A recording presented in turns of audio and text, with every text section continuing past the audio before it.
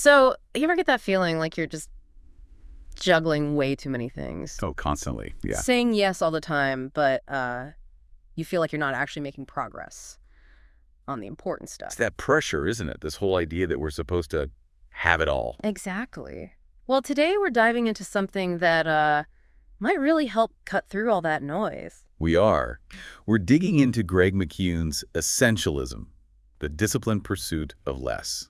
It's basically a framework, a mindset shift, really. A shortcut, maybe, Yeah. to focusing on what actually matters. Yeah, you could say that. It's about getting more impact, but by doing fewer things more deliberately. Okay, and we've put this together specifically for you, the learner. We know you like to get knowledge efficiently, you know. Right, and you appreciate those aha moments, those different perspectives. And your time's valuable, we get that. So the mission today. Pretty straightforward. Unpack the core ideas from McKeown's Essentialism, pull out the practical stuff you can actually use, like right away. Okay, so Essentialism itself, it's more than just like being organized, isn't it? Oh, much more. McKeown really frames it as a different way of thinking. It's about designing your life, making conscious choices, not just, reacting to whatever comes flying at you. Living by design, not default. I like that. Exactly. And he contrasts it with the non-essentialist. Right, what's that about? Well, the non-essentialist kind of operates under the illusion they can do it all. Every opportunity seems worth grabbing. Spreading themselves thin. Totally. They're reactive, saying yes because they feel they should, or maybe FOMO, fear of missing out, not because it's a truly deliberate choice. McKeown tells that story, that really personal one about his daughter being born. That seems key. It really is. So his daughter's literally just born, like, the day before. A huge moment, obviously. Yeah, you'd think he'd be focused there. You would. But he felt this pressure, this obligation to go to a client meeting. A colleague even sort of implied it wasn't optional. Wow. And despite wanting to be with his wife, new baby, he went. Oof. What did he take away from that? It sounds like a wake-up call. A massive one. He said it hit him with total clarity and regret. If you don't prioritize your life, someone else will. That decision, trying to please everyone, cost him time he couldn't get back. And the meeting turned out to be pretty minor. It was a harsh lesson, but a crucial one about grabbing the reins yourself. That hits hard. How often do we put external stuff first? And he argues this have-it-all idea is even worse now with just endless options. Absolutely. The sheer volume of choices we face today, it's almost paralyzing, right? It leads to overcommitment. Feeling totally swamped. Yeah, and spread so thin that you're not making a real difference anywhere. Even when companies talk about work-life balance, the reality of constant pings and emails, it just chips away at our focus. Think about those meetings with endless top priorities. It's a contradiction. So if we don't choose deliberately, what happens? Well, the default is that other people's agendas take over. Your boss's demands, colleagues' requests, family expectations. Suddenly you're living someone else's life. Pretty much. McKeown brings up that study about the regrets of the dying, the top one. I wish I'd had the courage to live a life true to myself, not the life others expected of me. Really underscores the need for intention. So essentialism isn't just about cutting out the obvious junk. It's tougher than that. Way tougher. It's about strategically saying no, even to good opportunities, things that seem attractive, if they don't align with what's truly essential for you. Resisting that social pressure, simplifying, focusing, it takes discipline. Okay, that makes sense. Let's move to the first big principle he talks about. Choose. What's the core idea here? The absolute foundation, McKeown says, is recognizing we have the power to choose. That ability is fundamentally human. It sounds simple, but we often forget it or feel like we don't have a choice. He quotes Madeline and L'Engle. It is the ability to choose which makes us human. It's not just philosophy. It's practical. And his law school story fits right in here, doesn't it? Perfectly. He was, a year into law school? And suddenly realized, just brainstorming casually, that law wasn't actually what he wanted. He knew he could quit intellectually. Exactly. But emotionally, it hadn't felt like a real option. Right. By not choosing to leave, he had essentially chosen to stay. Not out of passion, but just inertia, default mode. I think a lot of us can relate to drifting into things, which brings up his point about just working harder when things get tough, like Boxer the horse. Yeah, that I will work harder mentality. Yeah. It's often our default, right? Problems arise, so we just put in more hours. Society rewards that hustle. But is it always the best way? That's the question McKeown poses. Is there a point where just grinding harder stops being effective? Especially if you're already working hard. Maybe less effort, but focused on the right things yields way more. The law of diminishing returns on sheer effort. Precisely. Which leads nicely into the Pareto principle. The 80-20 rule. Right. Roughly 80% of your results come from 20% of your efforts. And Joseph Juran built on that with the law of the vital few. Focus on the critical few things that make the biggest difference. Like Japan after World War II. Great example. They focused intensely on a few vital quality issues in manufacturing. That targeted effort led to a massive transformation, making them an economic powerhouse. It wasn't about doing everything better at once. Identify the leverage points. And Warren Buffett's investing style fits this too. Perfectly. Buffett calls his approach almost lethargic, which doesn't mean lazy. It means he's incredibly selective. He spends ages researching, finds a few truly great businesses, invests heavily, and then waits. He says no to almost everything else, even good opportunities. And most of his wealth comes from just a handful of investments. Reportedly, yeah, like 90% from just 10 investments. It's pure essentialism. Find the vital few, ignore the trivial many. So taking that time to really explore and figure out what those vital few are, that's key for an essentialist. Absolutely. A non-essentialist might see all opportunities as sort of equal. An essentialist knows some things are exponentially more valuable, so investing time up front to identify them pays off massively down the line. Explore more, then focus harder on less. Okay, that flows right into the next big idea. Trade-off. This feels like where the rubber meets the road. It can be uncomfortable. It really can be. Yeah. McKeown is clear. Strategy is trade-offs. You have to choose what you will do, which automatically means choosing what you won't do. You can't have it both ways. Southwest Airlines is his go-to example here, right? It's a classic. They've been profitable forever in a really tough industry. Why?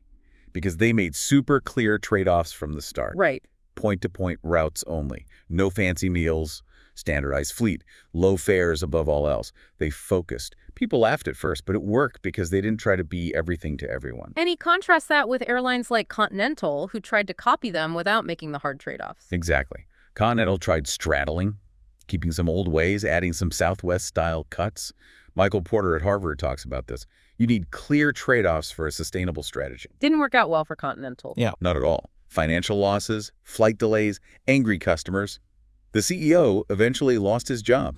It shows what happens, in business or life, when you refuse to accept that choosing one thing means not choosing another. And personally, we do this all the time, don't we? Squeezing in just one more thing. Oh, constantly. We overcommit, knowing deep down we don't have infinite time or energy. Another meeting, another project, another social thing. And we ignore the cost. We do. We end up late, doing sloppy work, missing deadlines, or worse, sacrificing the things that actually matter most. Every yes is implicitly a no to something else. He mentions Erin Callan, the former Lehman Brothers CFO. Her story about boundaries dissolving. That's pretty cautionary. It's stark. She described how it started small checking emails Sunday night, then it became working all Sunday. The boundaries just eroded until work was everything. Slippery slope. Very much so. It shows that if you don't consciously make the trade-offs, they get made for you by default, by work, by others' demands. But having clear values can help make those tough calls, like Johnson & Johnson during the Tylenol crisis. That's a powerful case study. When people died from poisoned Tylenol, J&J faced an immense crisis. What guided them? Their credo. Their company values. Which explicitly put customers first, shareholders last. That framework made an incredibly difficult decision, recalling all Tylenol, despite the huge cost relatively clear. Their values dictated the essential trade-off. Customer safety over short-term profit. And even individually, making time to think about these trade-offs is vital. The CEO who blocks out thinking time. Yeah, that CEO saw a packed calendar, not as a badge of honor, but as a potential problem. If his team was too busy with back-to-back meetings to actually think, how could they figure out what was essential? He thought they were just too busy, period. Exactly. You need space to step back, reflect, strategize. Which leads us perfectly to the next principle. Space. Ah, yes. Creating space. Why is that so fundamental? Because, McKeown argues, you simply can't discern the essential from the non-essential if you're constantly caught up in the whirlwind. You need room to breathe, think, explore. And it doesn't just happen on its own. Rarely. In today's world, you have to deliberately carve it out. He tells a story about a leader stuck in a bad job for years just because he was too busy putting out fires to realize he needed a change. No space to see the bigger picture. He talks about the D school at Stanford using physical space differently. Yeah, it's fascinating. They use things like uncomfortable phone cubes instead of chairs. To make people move. Exactly. Get up, interact differently. And they have the booth noir, basically a tech-free zone designed purely for focus and reflection. The whole environment nudges you towards different ways of thinking. And they even have a class, Designing Life, essentially, that schedules thinking time. Right. It gives students explicit permission and structure to disconnect and just think. Practice identifying what's truly essential for them. The point is, you don't need Stanford. You can build that space yourself. Though some people go to extremes, like that executive he mentioned. Yeah. Maybe a bit much, but the principle holds. He knew he needed uninterrupted time for his most critical thinking. McKeown also points to Isaac Newton. His breakthroughs came during a period of relative isolation. Space was key. It makes you ask yourself, doesn't it? When did I last just sit and think with no distractions? It feels almost radical now, that Twitter leader saying he couldn't remember being bored. We've lost that downtime where our brains process things. The busier we get, the more we need scheduled thinking time. The noisier it gets, the more we need quiet. He gives some good examples of leaders doing this. Jeff Weiner at LinkedIn. Yeah, Weiner schedules up to 2 hours of just blank space in his calendar daily. 2 hours. He found it was his single most valuable productivity tool for strategy, recharging, seeing the big picture. It's core to how he leads. And Bill Gates' Think Weeks are legendary. Since the 80s. Even when Microsoft was exploding. Twice a year, he just goes off grid to read and think deeply, uninterrupted. Okay, maybe a whole week is tough for most of us, but smaller chunks, like reading classics first thing. That's a great practical tip. Start the day centered with deeper thoughts. Instead of diving straight into email chaos, 20 minutes of focused reading. It creates a little pocket of space. Whether it's hours or minutes, you have to intentionally build it in. Okay, so we've created space. Now, how do we actually figure out what's essential within that space? That brings us to seeing what really matters. Right. And McKeown uses that great story from Nora Ephron about her journalism teacher, Charlie O'Sims. The one about the school trip announcement. Exactly. The teacher gave them the basic facts, who, what, when, where, but he wasn't interested in just the facts being repeated back. He wanted the point. Precisely. What did it mean? Why did it matter? Ephron learned that journalism, like life, is about digging beneath the surface to find the essential story, the deeper meaning. It's hidden in the facts, but you have to look for the connections. So it's about filtering, finding the interesting bits in all the noise, like Thomas Friedman. Yeah, Friedman's a great example of active listening and filtering. He listens intently, but tunes out the fluff. He focuses on what sparks his curiosity, then digs deeper there, asking questions others aren't. Listening for what's not said. Exactly. Reading between the lines. Essentialists are powerful observers and listeners. They're not just waiting for their turn to talk. He compares it to Hermione Granger. Yes. She could look past extraneous detail and perceive clearly that which others overlook, while non-essentialists get bogged down in irrelevant stuff or are too busy planning their reply to really hear. And looking for the abnormal or unusual details. Why is that important? McKeown shares advice from Mariam Saman, the journalist. She says you need deep knowledge first, then look for things that don't quite fit the expected pattern. Those anomalies often point to something important lurking beneath. Like a clue. Kind of. She also uses role-playing to see things from different angles, trying to uncover the real essence of a situation. And finally, under look, clarifying the question. Why is that so vital? Because vague questions lead to vague answers and wasted effort. Think about it. How easy is it to dodge a poorly phrased question? Very easy. Right. In teams, or even in our own heads, if we're not crystal clear on the exact problem we're trying to solve, we just spin our wheels. That Salesforce team in the simulation, they were lost until they paused and defined the one core question. Then, bang, they could focus and succeed. Clarity unlocks action. This leads to something that might seem unexpected in a book about doing less. Play and rest. Let's start with play. Why is that essential? Well, the typical non-essentialist view is that play is trivial, right? A waste of time. Yeah, for kids maybe. But McKeown highlights Stuart Brown's research from the National Institute for Play. Brown studied thousands of people and found play is crucial. It boosts health, relationships, learning, innovation. Really? Ow. Brown says play promotes brain plasticity, our brain's ability to adapt and rewire itself. It makes us more adaptable, creative. His quote is powerful. Nothing fires up the brain like play. He even mentions grizzly bears. Yeah. The bears that played more as cubs tended to survive longer. Play helps prepare us for uncertainty, apparently. And it's linked to big breakthroughs. Seems so. Think Columbus, Newton, Watson, and Crick, even Shakespeare and Mozart. Hallowell argues that playful, uninhibited thinking often precedes major insights. It's not just about fun, it's about how our brains work best. Okay, play is essential. What about sleep? That's usually the first thing to go when we're busy. Oh, definitely. And McKeown tells that story about his friend Jeff, this super ambitious guy who basically worked himself into a major health crisis. His body just shut down. Pretty much. Yeah. And the lesson Jeff learned was incredibly simple but profound. Protect the asset. Meaning yourself. Exactly. Your mind, your body, your energy. That's your primary asset for contributing anything. Neglecting it, especially sleep, undermines everything. And it's weirdly harder for high achievers to choose rest over pushing harder. It's a paradox, isn't it? For people driven to achieve, taking a nap can feel like failure. Yeah. McKeown even experimented on himself with sleep deprivation. Found it massively tanked his ability to think clearly, plan, make good decisions. He became a big advocate for aiming for 8 hours. And science backs this up. The problem-solving study. Yeah, that German study was fascinating. A full night's sleep literally doubled the chances of solving complex problems. Our brains are busy consolidating memories, restructuring information, making new connections while we sleep. Even naps help. Apparently, they can boost creativity by helping integrate disparate ideas. Sleep isn't downtime. It's essential processing time. So sleep as a new status symbol, that's an interesting idea. It's shifting. Some top performers now see prioritizing sleep as a competitive advantage, not a weakness. Being well-rested makes you sharper, more resilient. McKeown mentions Google's nap pods. Some companies are starting to get it. Okay, brings us to the final principle we're covering.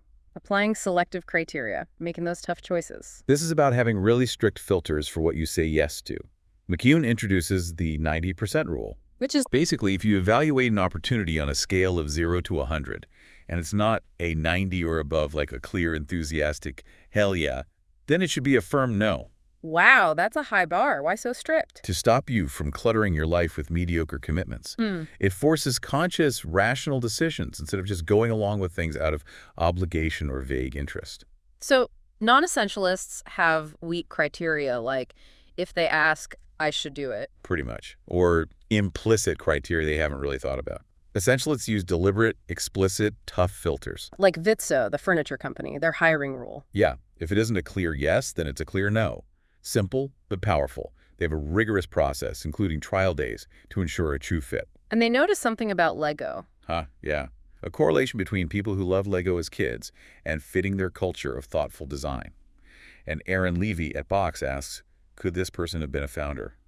That's a high bar. So what questions can we use to apply tougher criteria? McKeown suggests 3. 1, what exactly is the opportunity? Be specific. 2, what are your absolute minimum criteria for even considering it? And 3, what are your ideal criteria? What would make it truly exceptional? That forces you to really define what good looks like for you. Exactly. It gets you beyond just reacting. He uses Enric Sala's career as an example. The marine ecologist. Right. He left a top academic job, turned down other big opportunities to eventually become an explorer in residence at National Geographic. That was his true calling, his highest point of contribution. He said no to good things to wait for the great thing. Precisely. It takes courage to say no to the good, even the very good, to keep space open for the truly essential. And that killer question he brings back. Yes. If I didn't currently have this opportunity, what would I be willing to do to acquire it? That really cuts through the inertia, doesn't it? It does. Strips away sunk costs, obligation, fear, Yeah. forces you to look at its real current value to you.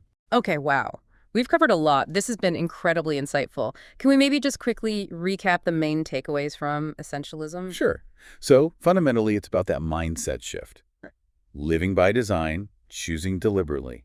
Then it's about discerning the vital few things that really matter from all the trivial noise. Accepting trade-offs. Absolutely. Right. Recognizing you can't do it all and making conscious choices.